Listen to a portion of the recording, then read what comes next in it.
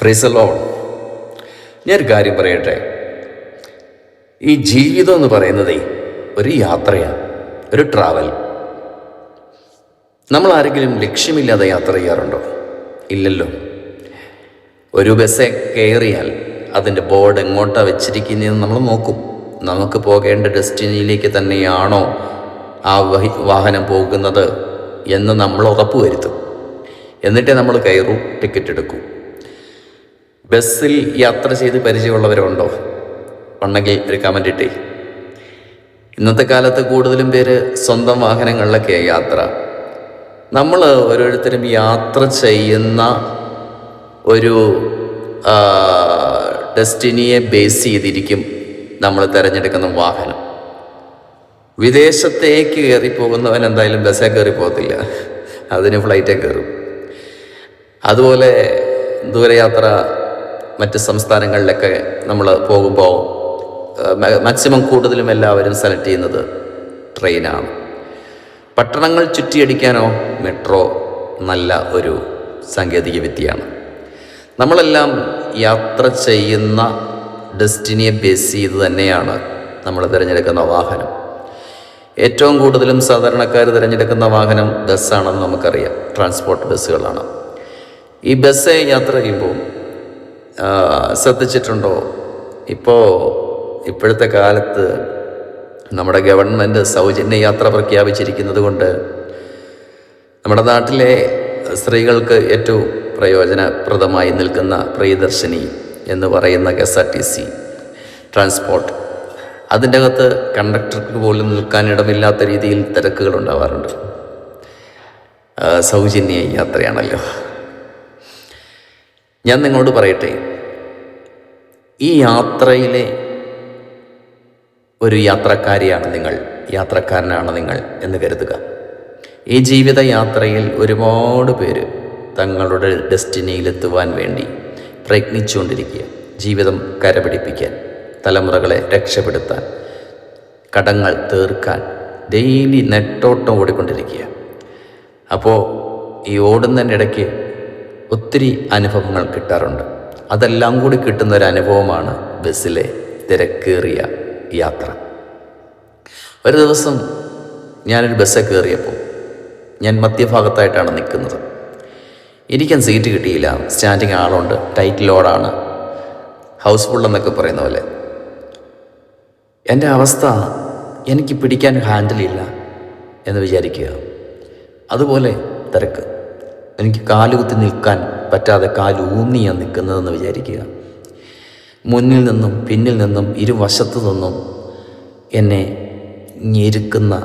ഞെക്കുന്ന tight ലോഡാള്. വണ്ടി തുടർമാനം മുന്നോട്ട് പോയിക്കൊണ്ടിരിക്കുകയാണ്, പിറകോട്ട് പോകുന്നേയില്ല. ആ വണ്ടി മുന്നോട്ട് പോയിക്കൊണ്ടേയിരിക്കുകയാണ്.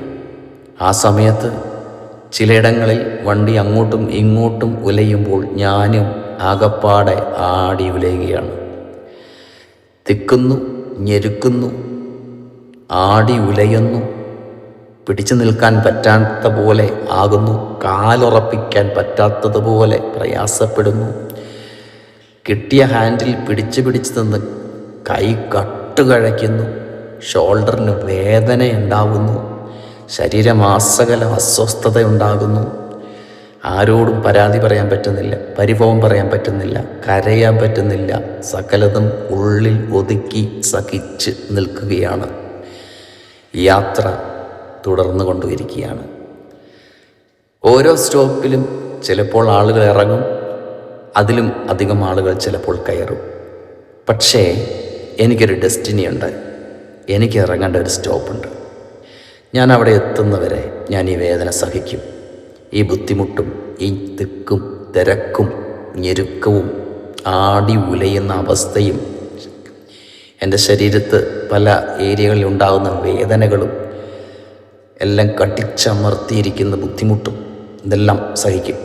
എന്താണെന്നറിയോ, എൻ്റെ ലക്ഷ്യത്തിൽ എത്തുന്നവരെ എനിക്ക് ഇതിൽ യാത്ര തുടരണം, എൻ്റെ തീരുമാനം എന്നതുപോലെ ആ യാത്രക്കാരൻ തൻ്റെ സ്റ്റോപ്പിൽ ഇറങ്ങി സ്വന്തം വീട്ടിലേക്ക് എത്തുന്നത് പോലെ ഈ ലോക ജീവിത യാത്രയിൽ തിക്കും തിരക്കും സഹിച്ച് പല ഞെരുക്കവും അനുഭവിച്ച് ചിലപ്പോഴൊക്കെ ആടി ഉലഞ്ഞ് കാലുറപ്പിക്കാൻ പോലും പറ്റാതെ പിടിച്ചു നിൽക്കാനൊരു ഹാൻഡിൽ പോലും കിട്ടാതെ തോളിൽ ഒന്ന് ചാരാൻ ഒരു ഷോൾഡറും കാണാതെ ഒറ്റയ്ക്ക് എല്ലാം ഉള്ളിൽ കടിച്ചമർത്തി ചിരിക്കാനും മേല കരയാനും മേല എന്ന അവസ്ഥയിൽ ആരോടും പരാതിയും പരിഭവവും പറയാനും മേലാത്ത അവസ്ഥയിൽ കടന്നു പോകുമ്പോഴും ആ യാത്രക്കാരനെ പോലെ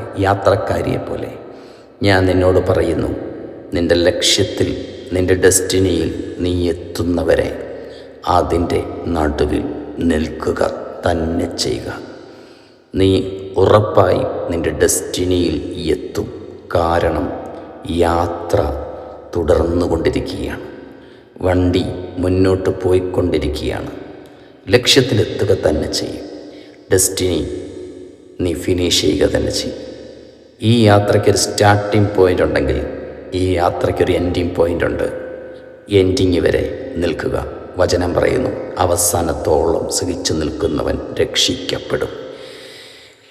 നമ്മെ വിളിച്ചിരിക്കുന്ന കർത്താവ് നമുക്ക് തന്ന വാഗ്ദത്തം പോലെ സ്വർഗത്തിലേക്ക് കയറിപ്പോയവനായ ദൈവപുത്രനായ ക്രിസ്തു വീണ്ടും മടങ്ങി വരുമ്പോൾ പ്രത്യാശയുടെ സ്വീകാര്യത്തെ മുറുകെ പിടിച്ച് നിൻ്റെ വിശ്വാസ ജീവിതം ജയത്തോടെ നയിക്കുക. നിൻ്റെ ഡെസ്റ്റിനിയിലെത്തുന്നവരെ നല്ല പോർ പൊരുതുക. സർവശക്തൻ നിന്നെ അതിന് സഹായിക്കും. ആടി ഉലഞ്ഞെന്ന് വരാം, കാലുകുത്താൻ ഉറപ്പിച്ചു നിൽക്കാൻ പറ്റിയെന്ന് വരത്തില്ല, പിടിക്കാനൊരു ഹാൻഡിൽ പോലും കിട്ടാതെ പിടിച്ചു നിൽക്കാൻ പറ്റാത്ത അവസ്ഥയുണ്ടായെന്ന് വരാം. എല്ലാ വേദനകളും ഉള്ളിൽ കടിച്ചമർത്തി നിൽക്കേണ്ടി വന്നെന്ന് വരാം. എന്തൊക്കെ സംഭവിച്ചാലും ക്രിസ്തുവേശുവിലുള്ള ദൈവസ്നേഹത്തിൽ നിന്ന് എന്നെ വേർപിരിപ്പാൻ കഴിയുകയില്ലെന്ന് പൗലോസ് ഉറച്ചതുപോലെ നിന്റെ വിശ്വാസത്തിൽ, നീ അറിഞ്ഞ സത്യത്തിൽ, നിന്റെ ദൈവത്തിലുള്ള പ്രത്യാശയിൽ ഉറച്ചു നിൽക്കുക. ദൈവം തൻ്റെ മഹത്വം നിന്റെ മേൽ വെളിപ്പെടുത്തും. യാത്ര അക്കരയെത്തും വരെ തോണി തുഴയുക, യാത്ര തുടരുക.